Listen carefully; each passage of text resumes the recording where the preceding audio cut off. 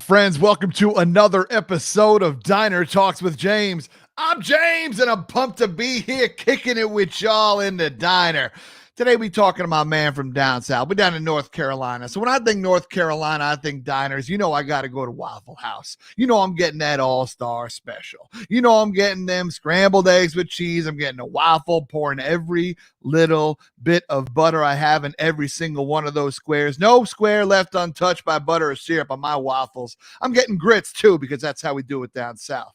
But either way, my friends, I'm excited to connect with you. What are you having at Waffle House today? You're going to get one of those steaks? You getting fancy? You getting a steak? Good for you. Get yourself one. I don't know if it's a real steak, but get it.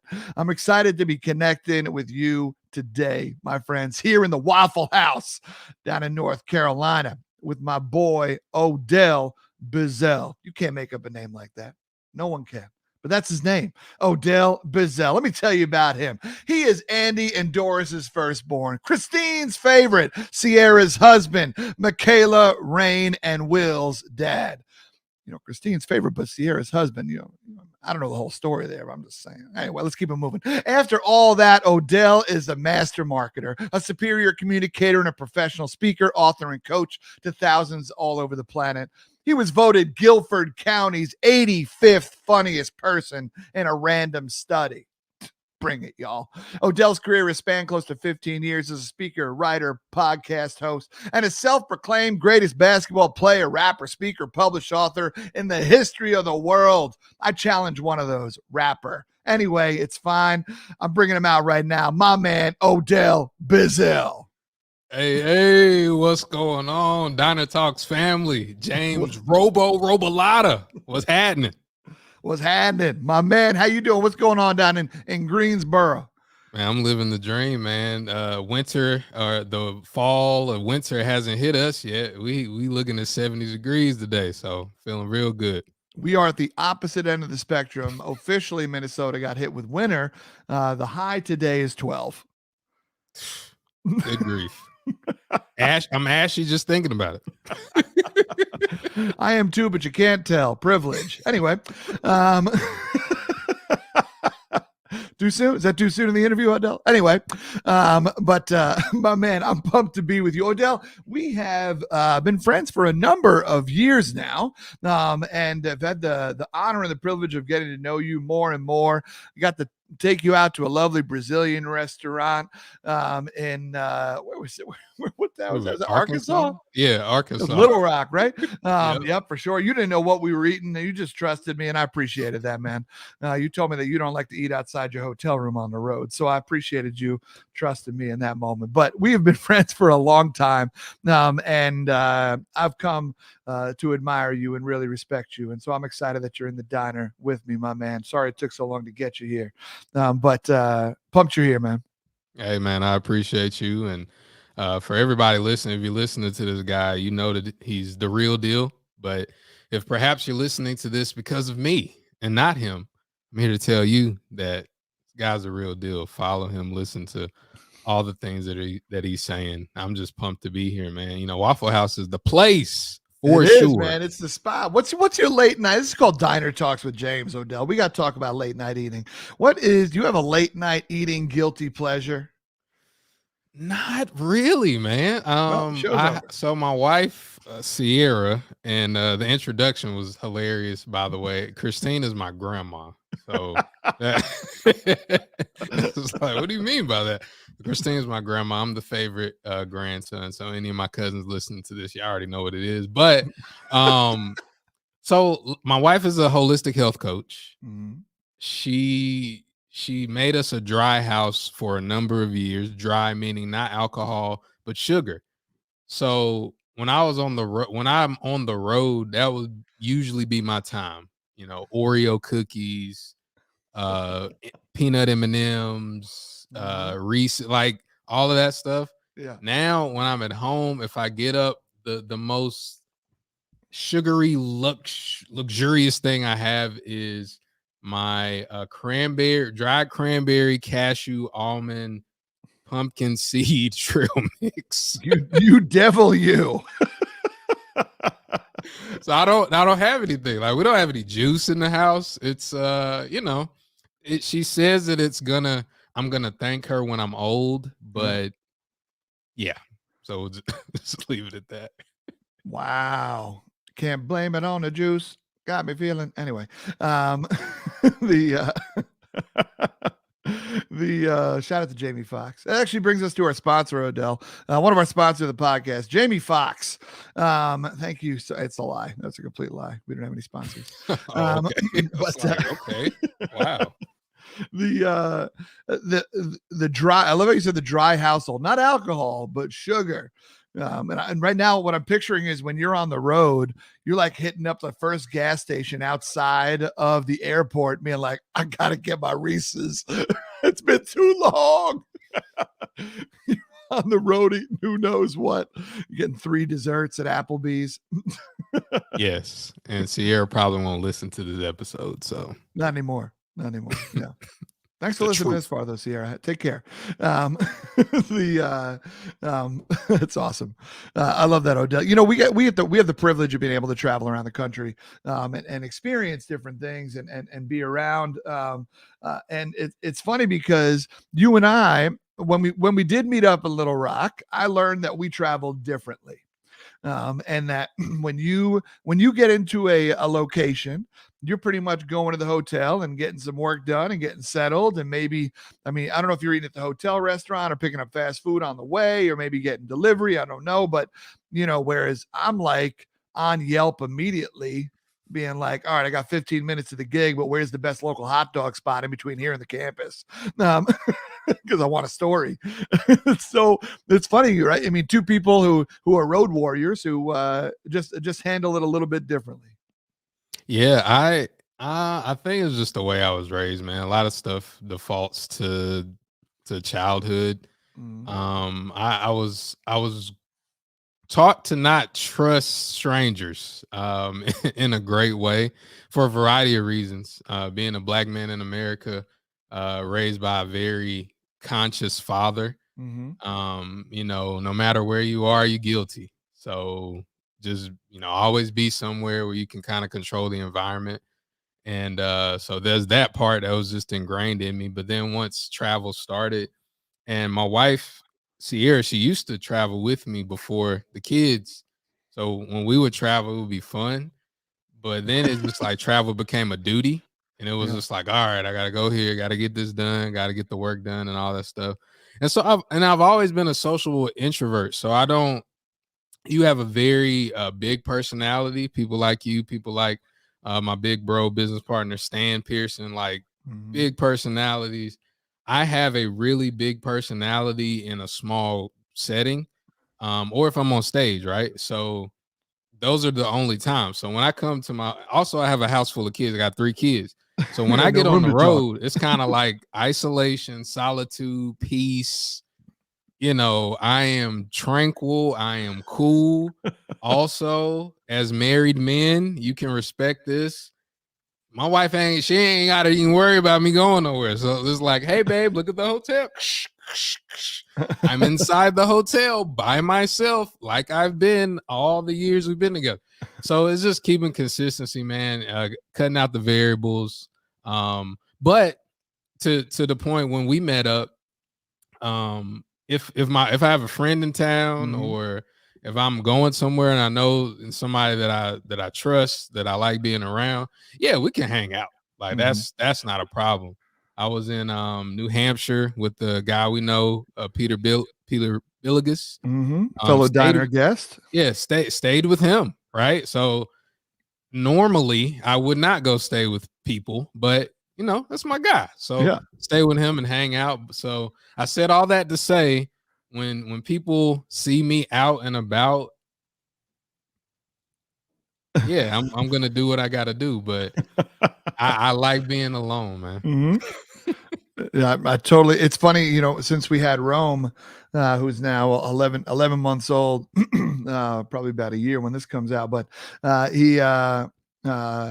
it did change the travel game a little bit, right? Now before it was like, oh, I'm going to a new city. Let me take an extra day. Let me, you know, explore. Let me find all the cool places, or maybe take an extra couple of days, right? I remember the first time I spoke at Northern Arizona University, which is up in Flagstaff. It's like an hour and a half from the Grand Canyon. So I was like, I'm adding 3 days to this trip, right? Like I'm not going to be that close and not do this. And that's a luxury that has changed, because now it's important to get home, right? There's a reason, there's an exciting reason to be home. And so yeah. And so it's very much last flight out, possible, first flight out after the gig, because you got to get home and make sure you're doing what's right around the house. So and the home front. So I hear you how it's changed. I also hear you on the silence piece, where sometimes, like, you hear that? Me neither. And I actually have a buddy of mine who I hope this doesn't offend anybody, but here we go. Won't be the first time in Diner Talks. But he has three girls, and he's like, man, I'm not even gonna lie. He's like, I'm an atheist, but I started going to church every Sunday just so I can sit somewhere for an hour once a week. And just be. He's like, it's actually been very reflective. I've really enjoyed it. And so, yeah, anyway. Hey, religion is less about God and more about perspective.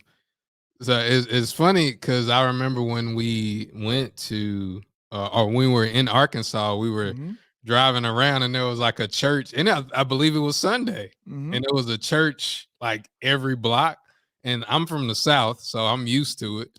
And we had a little discussion about religion, and I'm trying to remember the quote that you said. You were like, what was it? Like you said about my own beliefs. Right. Yeah. You said something to the effect that I'm not cocky enough. I'm not I'm not cocky enough to be an atheist. But I'm not or no, what was it? I forget my own line now. I'm a good speaker. But yeah, it has something to the effect of like, I'm an atheist that's willing to have his mind changed, or an agnostic that's not cocky enough to be an atheist. Right. Is that changed? No. Got it. Okay. It has not. It has not. Maybe by the end of this interview, it will. By some of the stuff that I say. Please, man, be the light. Be the light. Yeah, man. Odell, you mentioned your father, and growing up, and that was a powerful sentence that I want to make sure we come back, where you said some of the effect of your dad teaching you that as a black man in America, you're always guilty, you're perceived guilty, and so be somewhere where you can control your circumstances. Those are lessons that my dad didn't have to teach me. And it's again back to the serious side of the privilege conversation, not just the ashy part. But that's a powerful sentence, man. I'm wondering, growing up, what was your relationship like with your folks? Yeah, so my parents, my mom, she immigrated from West Africa, from Liberia, when she was like 17, came over here to go to college.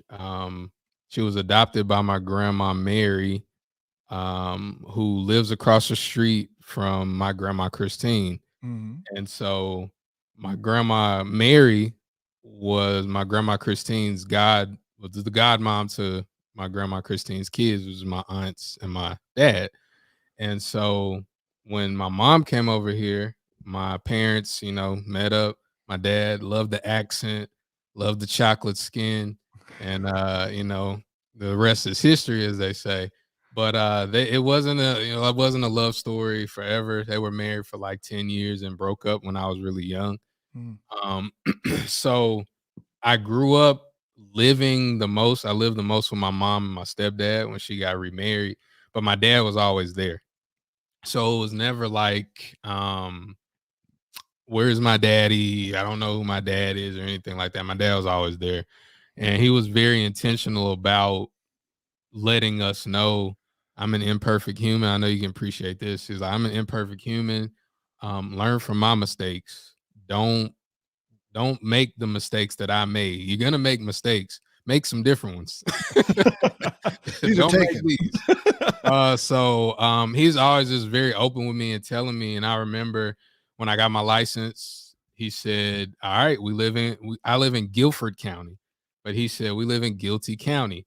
We live in a redneck state. You're black. Like, I want you. And I remember having a conversation because as a teenager, you kind of push back like, especially when it sounds like they're trying to hinder your freedom. Like, I got my license. Why are you trying to, like, in my head, obviously, not out loud, but in my head, I'm like, why is he, trying to, and he's like, nah, I want you to come home. I want you to be safe. Now, I turned 16 in 2001.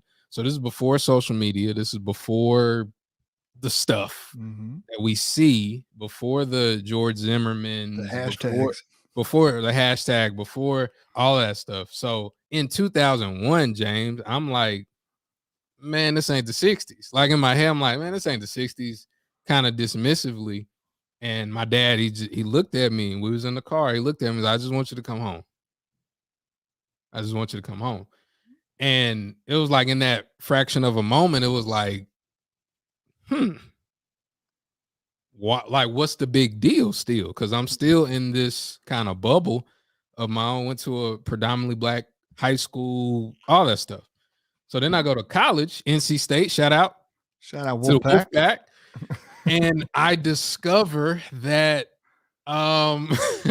things are different, man. And so my dad telling me all that stuff, it kind of goes back, like the training that your parents give you. It goes back. I'm reminded to my grandma talking about life growing up, about how she couldn't go down this street, and all of it starts coming back. So I've always been super aware of stuff, of things being not fair, things being a little different. But again, and for right or wrong, this is the way I was raised. And I tell my audiences this all the time. It's like, my experience is my experience. And I've gotten the results because of how I view my experience and how I've acted the stuff out. So I've always thought, like, when I play sports, you've met me, I'm not tall. I'm not a tall guy, but I was really good in basketball for a long time because the one thing I could control is how much effort I put in. So whenever I thought about anything, business, my marriage, being a father, like everything, like always do more than what's expected. And so that kind of drove me, and it raised conversation a little bit because you've heard, and many people have heard, oh, you got to be twice as good, be willing to accept half the result, all that stuff. But that was a challenge I always put in my mind. It was like, always, okay, this is where the bar is for me. Let me raise the bar a little bit. Like, let me figure out how to do it, because it is what it is right now until it's not. So, like, things are gonna change. Things are gonna continue to change. Things are gonna continue to get better, and I always want to, inspire people of that, because I have the perspective of my parents when they were younger. I have the perspective of my grandma, who turned 90 last week, so she can tell me, she's like, things are different. Like, they're not ideal all the time, but they're different. They're better, and so just keep making it better and better. Yeah. Yeah, things are different. They're not ideal. They are better, but certainly not where they need to be. So yeah, that's powerful, man. You go into NC State, a predominantly white institution, after being in a predominantly Black high school.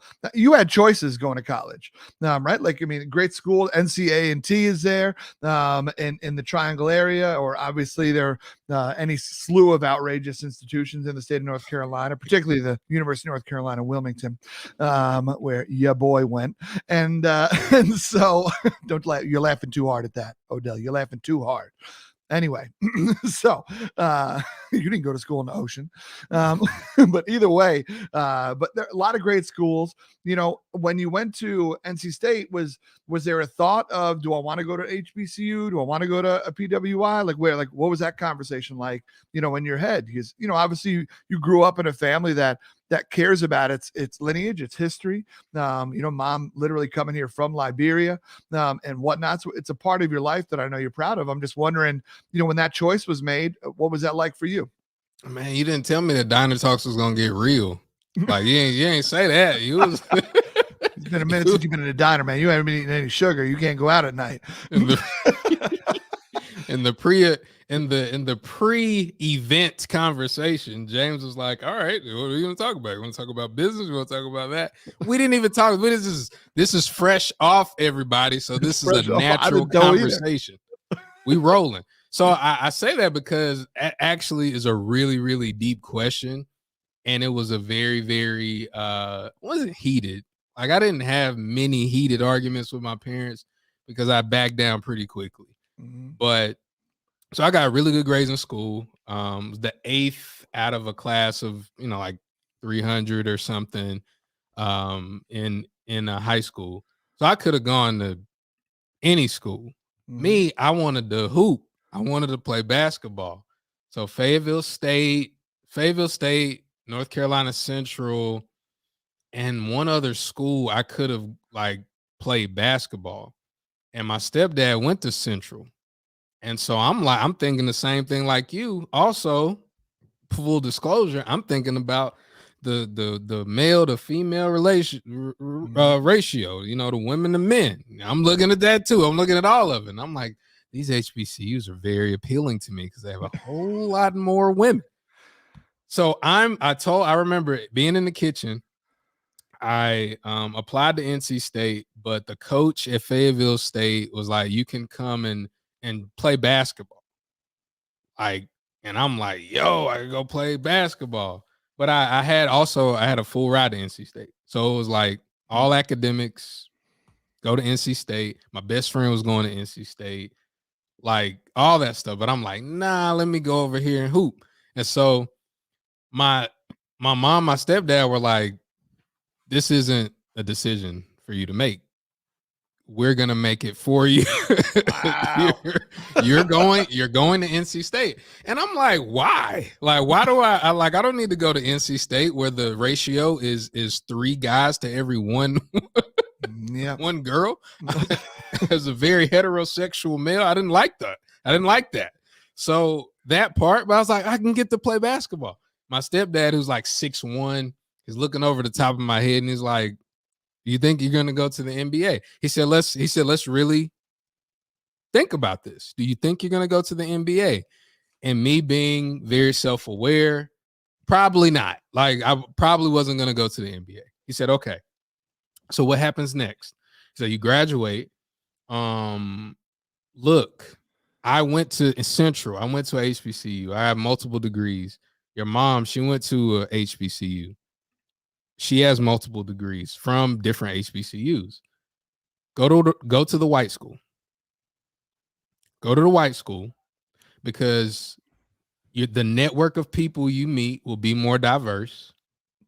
It won't be a whole lot of people like you. You can stand out. And wherever you go in the state of North Carolina, they look at your degree from NC State and they look at a degree, unless it's very specific, they look at a degree from any other school, they're going to be like, okay, you must be smart. No lie, no cap. That's what they told me. And again, my experience, I'm not here to say anything's better than anything. I'm just saying what they said to me. And I was like, okay. That makes sense to me. All right. So I decided to go to state. And like I said, my best friend, that probably moved the needle a little more. My best friend, who I've known since I was 11, we're still friends to this day. He was going to NC State. And it was like, we're going to be rooming together for 4 years. So that probably moved the needle a little bit, but that's how it happened, man. And I'm glad that I went to NC State because of the result. I met Sierra. I got to do some really dope things, some cool things. And I'll say this before kind of pass the mic back to you. Whenever that conversation came up, like even after I graduated, what it is. I would be introduced on stage. I would put NC State University in my bio because when you first start out, you ain't got nothing else. Bishop and stuff. You ain't got nothing else. Like, he's a graduate. So many times people said A&T. Really? So many times. Yeah. Graduate from North Carolina A&T. It's like it says NC State right there. Like it says NC State, but they just assume that I went to A&T. I'm from Greensboro, and I'm black. So all of those different things, man, there were things like there tabs open in the background, right? Like they're just things that, okay, maybe they were right. I don't know. I mean, life has worked out pretty well. It's really hard to say, well, I should have done this if it didn't work out, you know what I mean? If it worked out. So that was my experience. That's why I didn't go to HBCU. Yeah. I did not know that story, brother. That was I appreciate that. Yeah, I mean, what a cool conversation to have. What a fascinating turn of events. That moment where, someone's looking down at you and be like, "You really going to NBA, man?" My parents are savage, man. Like Savage. But here's the thing. Here's what I know, Odell. I know you had handles, right? I know you were good out there. You know what I'm saying? You had the quick release on a jump shot for a short man. You good, right? The original Steph Curry. And so I see you. That was disrespectful, right? But no, either way, no, that's amazing that it's amazing that y'all were able to have that, that kind of conversation. And a very, very powerful one at that. So you decide to go to NC State. You're not playing basketball there. You're still a weak rapper, so you're not doing that there. I'm gonna take my shots in while I got the mic on. But but if you could have seen his facial expression when I said that was priceless. So should have screenshot of that. But either way, you're talking about how you had this dream of being a basketball player, but then you decided to go to NC State because you are very strong academically, right? Impressive top 10 rank in a big high school. And so for you, what was the goal early? Like, what were you thinking? Like, if basketball wasn't it, what was Odell gonna do? What'd you want to be? Make $1 million before I graduate, so I didn't have to graduate.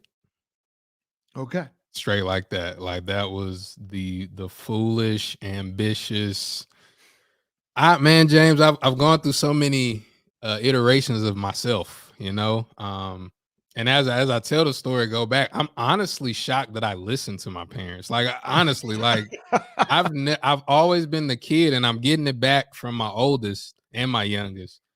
They're so much like me in the sense that you tell them what to do and you make it make sense, and they're like, all right, and they'll just do whatever the heck they want anyway. Mm-hmm. And then it's like, didn't I just say don't do that? It's like, yeah, you said I did it. Oh well, punish me. Like, but that's how I was. Like I was that kid where it's like, okay, I see the line.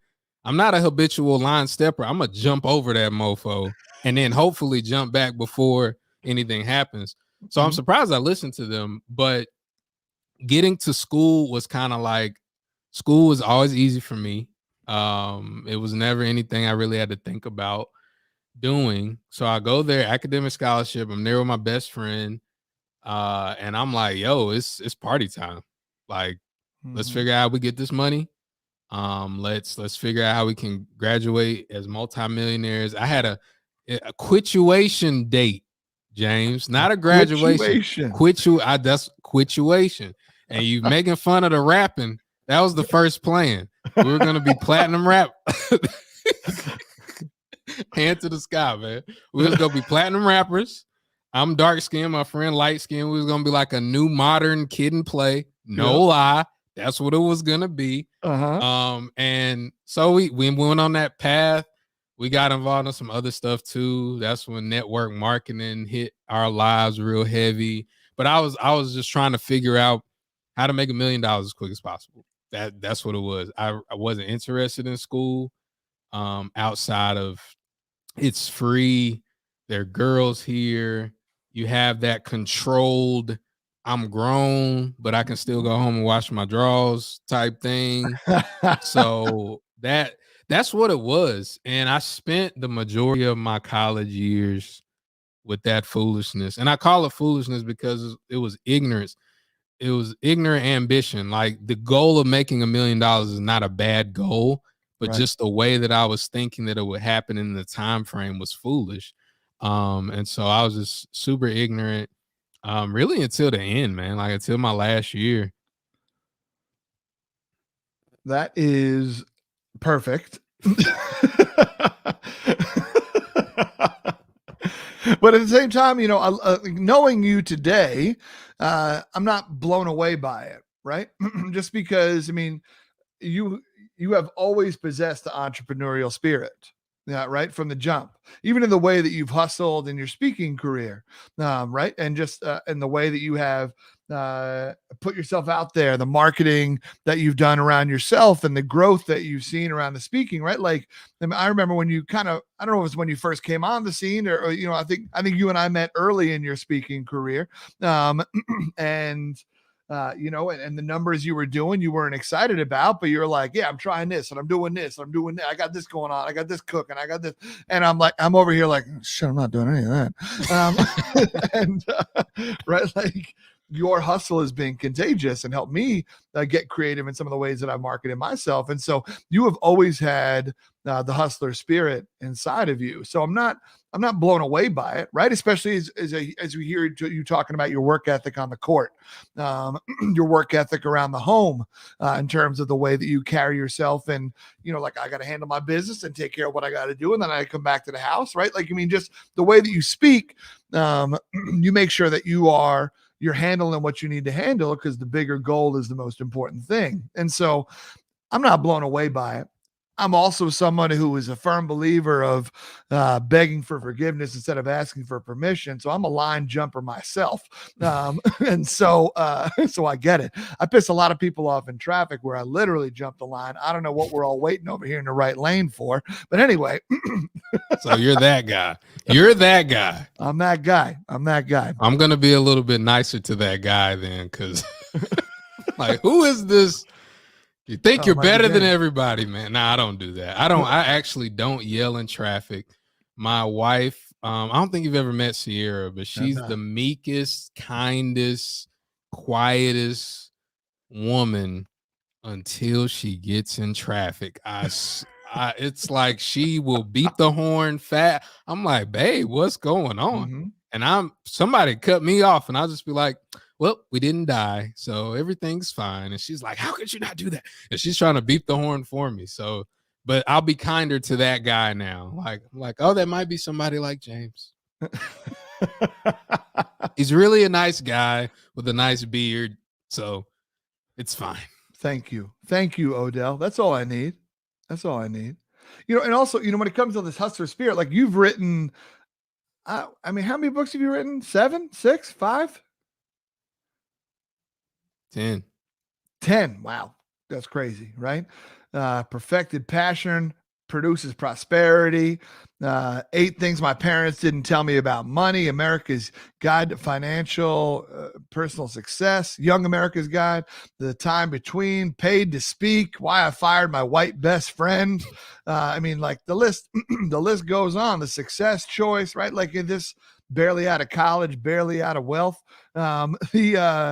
Right? Like, it's there. I don't know. I mean, you're like Hamilton out here. I don't understand how you're writing this much. But again, it is, it's compelling to see. And so I guess a question for you is, where does the hustle come from, and why does it still perpetually navigate your choices? Yeah, man. I've written 10 books. I'm actually working on one right now. Also, I love to write, first and foremost. So I think my career and being a speaker and all that stuff was grounded in the whole premise of how can I make the most money the quickest, really, with what I'm good at. Mm-hmm. And so I remember a mentor of mine when I was in college, he was like, so what are you going to do? It's like, I don't really know. And he said, maybe you should be a speaker. It's my public speaking professor, Dr. Pond. May he rest in peace. So maybe you should be a speaker. But I didn't really want to speak. Mm-hmm. Like that's like the secret that I don't really share. I wanted to write. I wanted to be a writer. I wanted to be like J.K. Rowling. I wanted to be a writer. Yeah. But 2007, when I graduated, it was kind of like you draw a line down the middle. There's writing and then there's speaking. I majored in communication. So I was always the guy that they said, "Ooh, you could present this. You could stand up in front of the class and you can present it. You do it." And so that was me. And so it was all, you're the one that's gonna be the spokesperson. You're this person. You're that person. Cool, no problem. I've always done it. Never worried about it. And then Dr. Pond says, "Oh, you're a really good speaker." Blah blah blah blah blah. But then it was on the other side. I was like, I want to write. I want to write creative novels. I want to write fiction. I want to write those kind of no nonsense business books. I want to write all that stuff because I love reading that stuff. And so I couldn't, James, figure out how to make money quick from writing. I just couldn't figure it out. Because again, 2007, you don't have Amazon KDP. You don't have, you're basically trying to get a book deal. I don't know how long that's going to take. Versus over here in the speaking, when I started going down that rabbit hole, it's like, oh, well, you know, colleges pay speakers. At that time, the magic number for me was $2,500 a speech. It's like $2,500. That's a month's check from the job I was working. So, yo, 2,500. Yo, even after expenses, I'm getting, you know, maybe 1,800 coming home. I do a couple of those and I'm killing it, right? So that's where it went. But I still always wrote because that's what I love to do. And also for me as a speaker, it's easier for me to create something and then I just teach on it. So like when you were reading some of the titles, 8 things my parents didn't tell me about money. I have a financial literacy program for access programs for a trio and gear up in different groups. So when I wrote that book, it was kind of like, okay, this is all the stuff that I wish I would have learned about money. I could teach this to teenagers. So now my presentation is all about that. So it's just very easy to reference and quote myself than it is to, let me try to figure out this thing. So it became a process. It's like every time I was trying to figure out, I mean, and I know you know this, and some of your listeners, you're trying to figure out like, what the heck am I going to like speak about? It's like, well, what can I write about? It's like, what can I write about all this stuff? And it's like, oh, snap. Okay. That's just like my new book that's going to be coming out, Public Speaking Profits, How to 10X Your Income, Build Celebrity and Authority with the Power of Public Speaking. It's like all I'm doing is writing down the things that I've been doing the last couple of years that have magnified my income. And it's like, oh, this is really easy to write about. So then when I start presenting it, it's like, wow, it's got such a handle on the content. It's like, I wrote it. I wrote the content, so it's pretty easy to do. Yep. Yeah, that's real. That's real. It's also interesting to think about, you know, what comes first, and what's the thing that we like the most, and therefore, how do we build the business so that we can keep doing the things that we like and other things feed it, right? It's a little chicken or the egg. A lot of I know a lot of people come talk to you. You coach a lot of individuals and who want to be speakers. You're writing books about it, et cetera, et cetera. And, you know, I've had a fair number of people ask me, you know, how'd you get here? How'd you start, et cetera, et cetera. And a lot of people think they can't be a speaker until they write a book. That's not the case, right? Like I wrote a speech, the speech sold, and I was like, oh, this is a pretty popular speech. I should turn it into a longer product, and made it into a book. I set this up for you, Odell. This book here because I wanted to market. But but still, at the end of the day, it's what brings you the most joy, and then what will allow you to keep doing the things that bring you the most joy. Maybe that means having to do a couple things that aren't as sexy, like, you know, like we were talking a little bit offline, and you said, you know, I really love to speak. It's what I love to do, but it's not my most favorite thing in the world. Right? It's something that you have a passion for, a talent for, and you're very good at it. But just because that's there doesn't necessarily mean that's what we want to spend all of our time doing. And so as we start to see our life as a pie chart, you know, what do we want to have the biggest piece? And what are those smaller pieces doing to feed our opportunity to make sure that that piece that we care the most about stays the biggest? And so I totally get that. And so it's cool to kind of hear a little bit about the ins and outs of that work.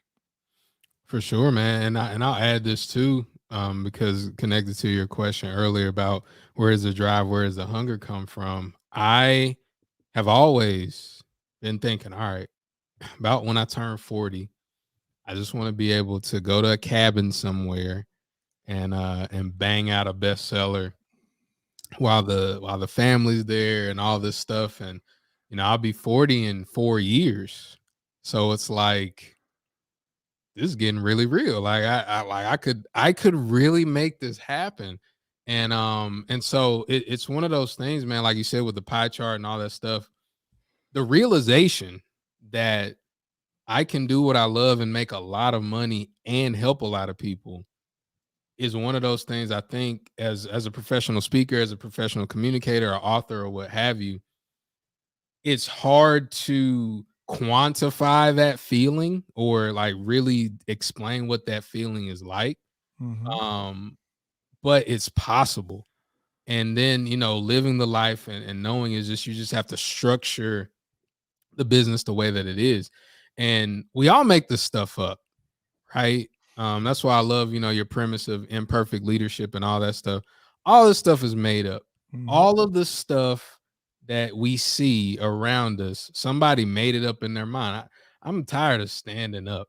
What if we had this device, this mechanism, maybe a furniture that we could rest our bottoms on so we wouldn't have to stand up? You're crazy. Yes, but I will make it happen. A chair, like whatever, like however that happens. Everybody makes it up first. You make it up and then it happens. And so the ability to be able to like be intricately part of that, as a speaker that, speaks different messages to people, it's one of those things where my friend Frank Kitchen, he always says, we got to drink our own Kool-Aid. We got to drink our own Kool-Aid, the stuff that we believe, the stuff that we say, oh, you can manifest, or you believe it, you can achieve it, and all that stuff. Do it. Yeah. So that's another reason I want to be that for my kids. I want to be that for my wife and for other people. So it's like, man, where did he come from? Like, how did he do that? How did they do that? It's like, I literally made it up. And you can too. Yep. Yeah, right. Your goal in college was to make $1 million so you could make it to your quituation date. So I'm wondering, we got family, we got life has changed a little bit, et cetera, et cetera. What's the goal that you're working towards right now? Bestseller is one of them. What else you got on the list? Yeah, man. Gosh, I wish in a sense, I do get to talk to young Odell in a sense. I look at pictures and stuff and talk to him. But the big thing for me now is lifestyle. It's lifestyle and being able to give my kids, and if they decide to have kids, to give them that view of, oh snap, like you can do this. Also, my wife is not, like Tina, your wife. She has no desire to be a professional speaker, but she has her own business and she wants to grow that business. So the things that stopped me early on, I don't want her to have those same impediments. I want her to be able to freely go, okay, well, shoot. Yeah, I'm gonna spend $10,000 on this coach because my man got it, right? Like my husband got me, or I'm gonna do this event because I know even if it doesn't work out, I have that safety net directly living in my house. And so I just want to be the source of more people's dreams coming true, starting in my house. And then as we go out, and that's really why me and Stan started NAMCA, because Stan, he's done more in years and more in income, probably. I don't know. We haven't calculated lately, but he's done more than me. So when we got together, we were like, what can we build that's like bigger than ourselves? Like, what can we do to help give people the head start that we didn't have, so that we can create those success stories? Because it's seeing those success stories, just like I know you've had this experience where people that you spoke to 10 years ago, they're grown-ups, they have families and all this stuff, and they see you, it's like, man, I remember your speech and I remember that.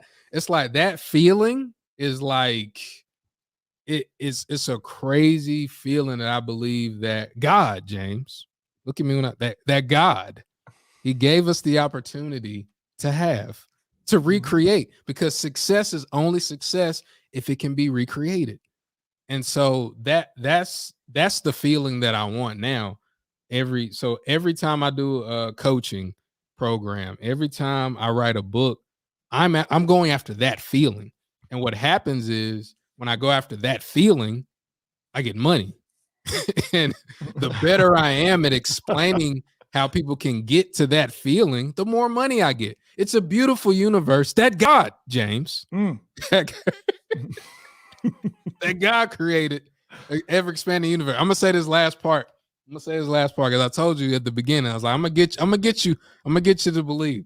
So the world was designed and it was built to expand. You know why that is? I'll explain how, because we don't know why. Okay, I'll explain how. If you could explain the 7 days thing too, that'd be great. Go ahead. The 7 days it's not about time. It's about how we view time. First of all, that's the first thing. You never know.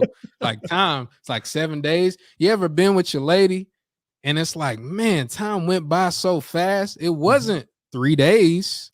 It didn't feel like 3 days, right? Time it's all about perspective, man. But that's another conversation for another day.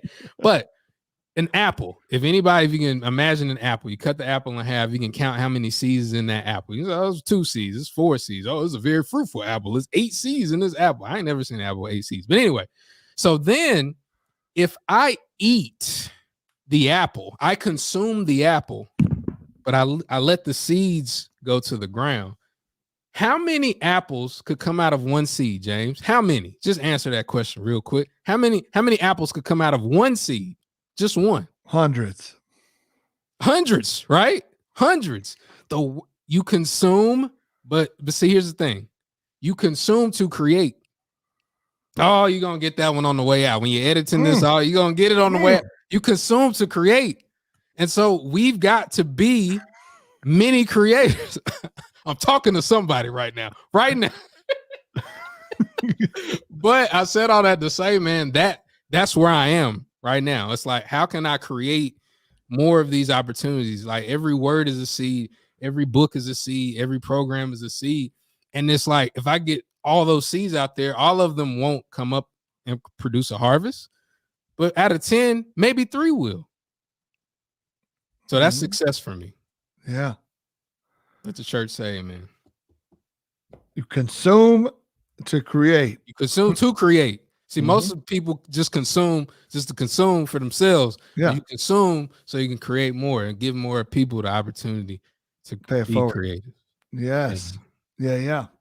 Open the doors for others who don't recognize that they have the power to open the door themselves sometimes. That's first off, that's beautiful. Second, thanks for taking me to church. Third, you mentioned NAMCA. If you could just really quick flesh out that acronym for us and tell us a little bit of what you and Sam are planting. Nailed it. Yeah. Stan. I know what you meant to say. Stan. I said Stan. You said Sam. Sam?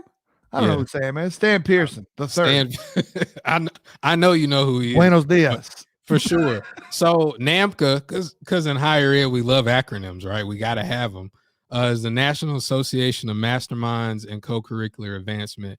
And the whole idea of NAMCA is to produce and create unique professional development opportunities for those that work in higher education, because most people that work in higher education are overworked, underpaid, and they're either disgruntled and don't want to say anything because they don't want to cut their job off and they don't want to hurt anybody's feelings, or they're very enterprising and they can kind of work around the system.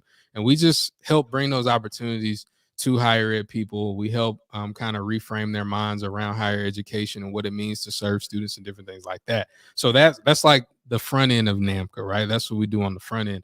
On the back end, with our associates, what we do and our partners is we basically say, hey, we've got this group of enterprising, entrepreneurial higher ed people that plan co-curricular events, and they're looking for speakers, they're looking for talent, they're looking for acts, and let's get together. And where we kind of separate from the NACAs, the APCAs, the NASPAs, where we separate is really in 2 areas where we focus more on building up the higher ed professional as an individual. We focus more on that. But then we also focus on bridging that gap between those that want to work with college students and at colleges. And we give you warm introductions and we transfer trust. We met at I think we met for the first time at NCSL when I snuck in. By the way, that's FYI. I didn't wasn't even supposed to be there. But like 3 people dropped out. I was like 3 people dropped out or something. And then they called me like 3 weeks before the event and were like, can you still do this one that we rejected 2 months ago? And I'm like, of course I can. And so I got in, and NCSL is really cool. A lot of those, Lead 365, like those groups, but they do it like everybody else does. They don't, for whatever reason, logistically or whatnot, they don't go from, hey, James, how are you? This is Stan. Stan works at this school in Missouri. They hire keynote speakers for their conference every year. Stan, do y'all have a speaker? No, we're actually still well, James is a great speaker. Boom. That, like, they don't go the extra step. And like I said at the beginning, like, we always want to go the extra step. Like, what would I have wanted somebody to do for me when I first started? And that was it. So that's what NAMCA is all about, and that's why we're really excited to be launching NAMCA Live coming in 2022. Let's go. That's incredible. You are right. Higher ed is indeed soup, and the Lead 365, NCSL, those are all college student leadership conferences, NASPA as well for higher education professionals. For those of you not in the higher ed soup world, but you said a really powerful phrase, which we're seeing it as our job to transfer trust. That's a big phrase. That's a cool phrase. And it is a no easy task, but when you have quality on both sides, it becomes easier. Especially when the conduit looks as good as NAMCA does. And so, but transferring trust is such, I don't know, that's just it's got me reeling a little bit. Like, what do I do as a speaker, and how do I transfer trust to the audience so that they listen to the rest of my talk, right? Like Jay-Z once said famously, first I have their ear, now I have their hearts. Right. It's that similar thing. And that's just I don't know, that phrase is going to stick with me for a little while, because that's the power of sales, really. And why do we buy the things we buy? Not just because they're shiny, but because they made us feel something. And so, I don't know. That was well said, sir. I appreciate that phrasing. For sure, man. Yeah, well, we're all professional communicators, and like I tell everybody, use what works for you. Like, anybody listening to this, if you're in the business of words, like me and James, like, find some good words, put them together, and make them your own, and use them to help somebody do something positive.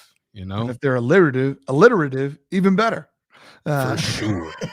Alliteration sells. Alliteration and rhyming sells. And I'm just gonna let all the undertones of you questioning my rap prowess, I'm going to let all that pass and call it like we're friends. So I'm not going to say anything about that. And so in the beginning, I wasn't saying that I'm the greatest rapper. I was saying all of those things together, like speaker, rapper, all, like, there's no combination. This is a standing challenge I've done for years.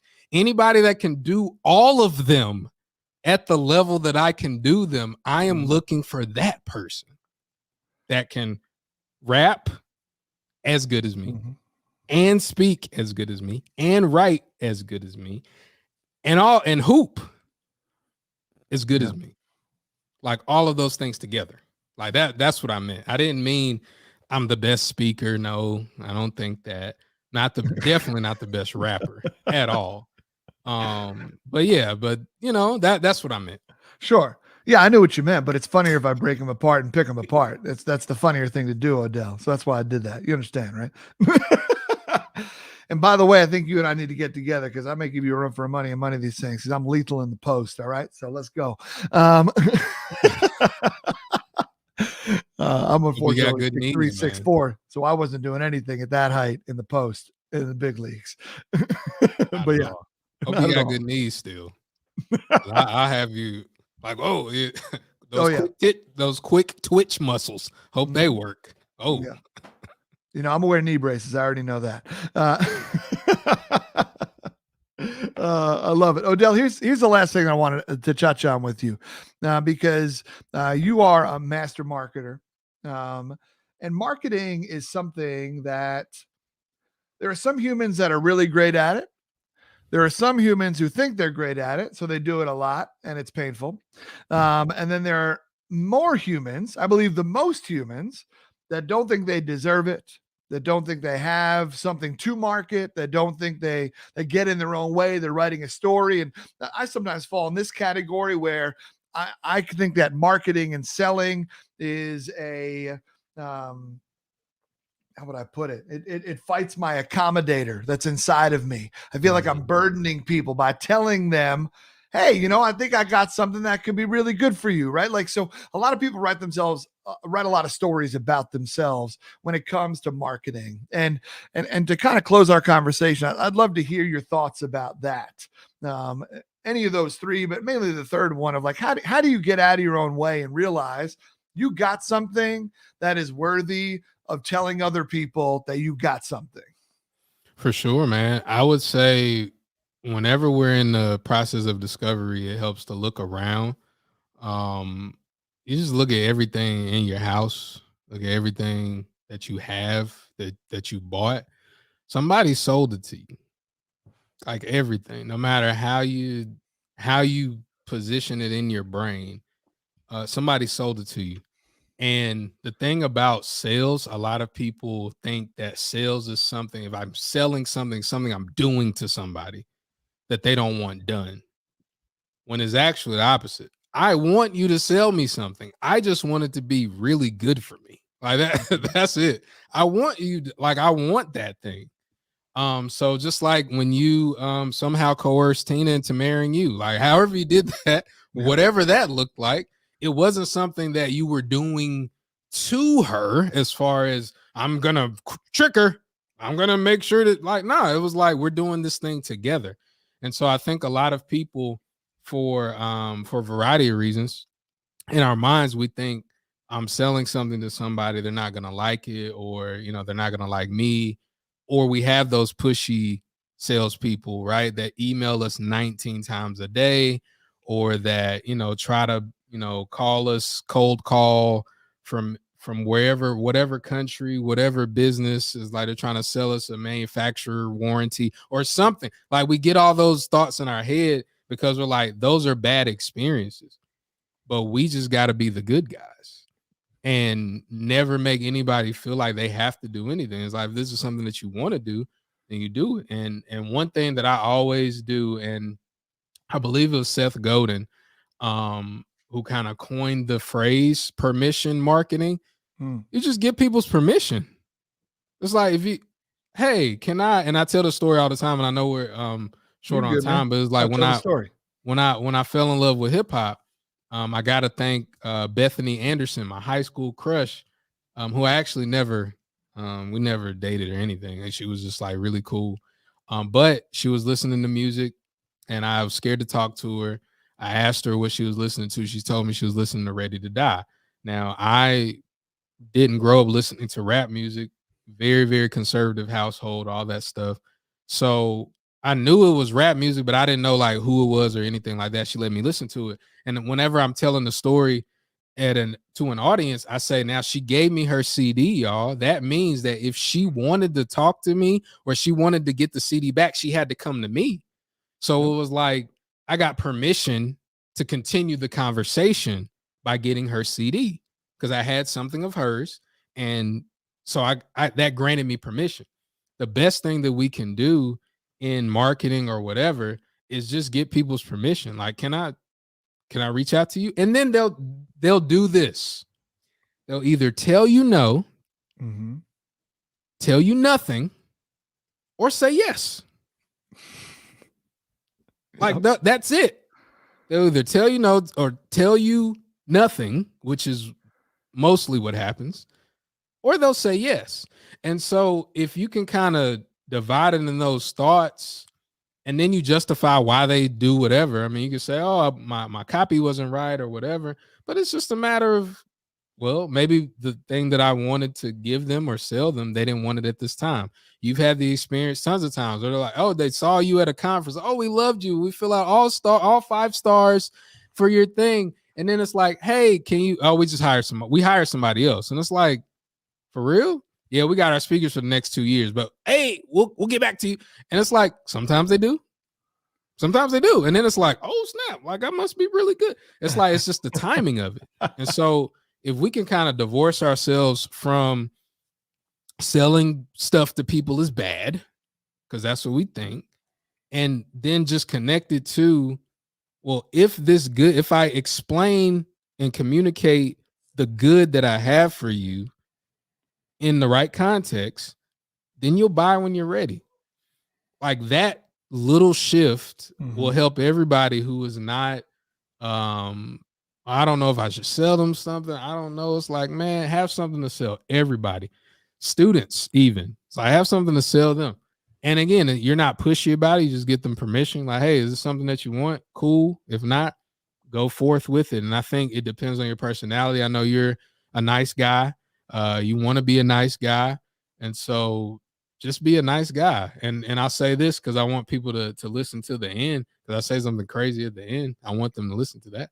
But if I was a drug dealer, James, I would have been a real nice drug dealer. Like I would not be pushy. I would not be mean or anything like that. If somebody owed me money, I would just say, hey, look, I don't want to have to get Roy on you, because Roy is my hitman. Roy will kill you. I don't want to have to do that. Right? In this hypothetical scenario, I don't want to have to do that. So just give me my money. Because if you don't, I don't like blood. I'm just going to I don't want to see it. So just get it done. But they'll be like, oh, thanks, Mr. Drug Dealer. I appreciate you, giving me a net 15 on my drugs. Like, but so I'm not a hard sales guy at all. Like I don't do that. So just be you, offer something good, and see if they want it. I love it, brother. From going from Biggie's Ready to Die to telling me you'll be a nice drug salesman. I mean, if I remember correctly, I'm trying to go back through the track listing. I believe that was one of the 10 crack commandments. If I'm, you know what I'm saying? There you go. See, you got your quoting commandments. See, you know where Biggie got 10 crack commandments from? I do. Yes, I do. From the 10 commandments in the Bible. See, James, we're here, man. We are here. The altar is ready for you. Cue the organ. Cue the organ. The altar's always open, man. Whenever you're ready, bro. Kyrie eleison. So, brother, first off, great advice. Get the permission. I think that makes sense. And I think anybody who's in the business of sales, whether you call it sales or not, knows that a warm lead is better than a cold lead. And by getting that permission, it just opens the door to conversations. And it's also trusting that you have something that other people want, right? And other people are telling you that. It's not like you just came up with some random idea and you're like, well, let's see if they want a Hosama wants this, right? Like for the most part, if you're in the position, if you're listening to this, then you know that you got something. And so it's, my buddy Sam Davidson talks about this in a Venn diagram of where passion, talent, and a need meets. If you only have 2 of those, then you're always going to feel a little unfulfilled or won't be as successful. Right. So that's powerful, brother. I really appreciate you, man. I appreciate you coming in to the diner and kicking it with me. It was so special. For sure, man. Where is our food at? Our food has not gotten here yet. Worst diner ever. Waffle House, man. Sometimes it's worth the wait, though. Mm-hmm. I still don't know how those short order cooks remember all those things. I have don't no either. idea. I That's just magic. think they just make a bunch of generic stuff and they're like, oh yeah, I think we can. They wanted some waffles and some grits and somebody's gonna eat it. Someone ordered this in the store. Uh, Odell, I appreciate you coming through, man. Odell, let people know, where can they find any of your 10 books? Ironically, as a marketing professional, they're not on your website. But let people know. You got to call them out at the end here, folks. But seriously, where can they find any of your awesome 10 books? Stay in touch about namco stuff and just learn more about you. Yeah, I would say the best way to get a hold of me is Instagram, at Odell Bizzell, the only Odell Bizzell on there, or LinkedIn, Odell Bizzell. Any of my books, if you just go to Amazon, I mean, everything's got a search engine now. You just go to Amazon, Odell Bizzell the second. I promise I'm the only one that's going to pop up, and it'll be a variety of books on there. The next book that's going to be coming out is Public Speaking Profits. So if you're interested in learning how to 10x your revenue, build celebrity, build authority, that book is going to be the book for you. But just go to Amazon. It'll be on there. Odell Bizzell. 2 Z's, 2 L's. Such a pleasure, brother. Thank you so much, man. Always great seeing you. For sure, man. Same to you. Hell yeah. Y'all, that was my time with Odell Bizzell. And now that he is off the air, I can actually tell you that he is the greatest basketball player, rapper, speaker, published author in the history of the world that I know. But I won't give him the satisfaction to tell him that to his face. But either way, I am honored that he came in and talked about such powerful topics. I loved hearing the story about how it came to be that he decided not to go to an HBCU and decided to go to NC State and pursue that career, but he had a quituation date. I think that's an interesting concept that a lot of us can think about, because a lot of times we're stuck in these jobs, we're stuck in relationships, we're stuck in places where we're like, I wanted something more, I wanted something different. Maybe set a quituation date for yourself on that. And just the power of trust that he discussed, and knowing that you have something to market, and then just to do it by asking permission.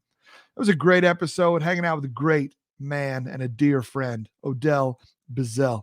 Thank you all so much for coming in the diner and kicking it with me. And as always, my friends, until next time, keep punching small talk in the face by asking better questions.